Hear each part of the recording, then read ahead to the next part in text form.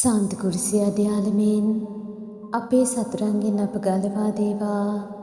අපගේ දිවි ස්වාමිනී පිතාගේත් පුත්‍රයාගේත් ඉස්පිරිතු සාන්තුගේ නාමයෙන් ආමෙන්.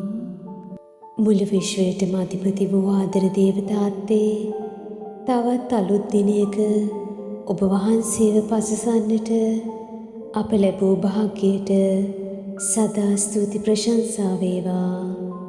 දෙවි පියාණනි, අද දිනේ ඔබ වහන්සේගේ බලය තුල ගත කරන්නට අප සැමව නිරන්තරයෙන් මෙහෙයවූ මැනව.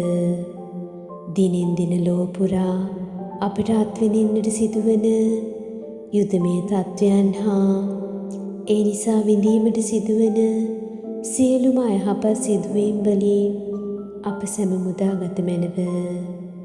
තමන්ගේ වාසියට තීන්දුව ගන්නා ජනනායකයන් හා එම තීරණ නිසා විනාශ වී යන සාමාන්‍ය ජන ජීවිත ඔබ වහන්සේගේ රැකවරණයට භාරගත මැනව.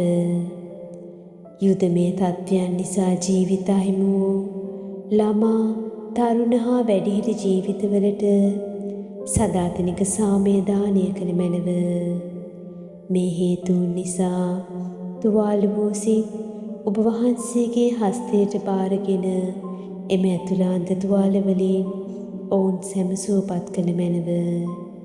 කරුණාබර වූ දේවම්මේ, පෞකාර ජීවිත රටාවන්ගෙන් අප සැම ඈත් කළ මැනව. සාතන්ගේ නපුරු සිතුවිලි වලට අප ගොදුරු වීමට ඉඩ නොදුන මැනව. ඔබ වහන්සේගේ බලවන්ත මධ්‍යස්ථ ආඥාව තුළ මේ ලෝකයේ ගමන් කරන විනාශයේ මාවතින් මුදාගත මැනව. මේ කීදෙන් අපගේ ස්වාමින් වූ ජේසුස් ක්‍රිස්තුස් වහන්සේ උදෙසාම අපට ලැබේවා. ආමෙන්. ජේසුතුමන්ගේ ශ්‍රී දිව්‍ය හෘදයෙනි අපට කරුණා කළ මැනව. මරියතුමියගේ නිර්මල හෘදයෙනි අප නිසා යාඥා කළ මැනව. ශුද්ධ ජොසේ මුනින්ද්‍රයෙනි අප නිසා යාඥා කළ මැනව. ආමෙන්.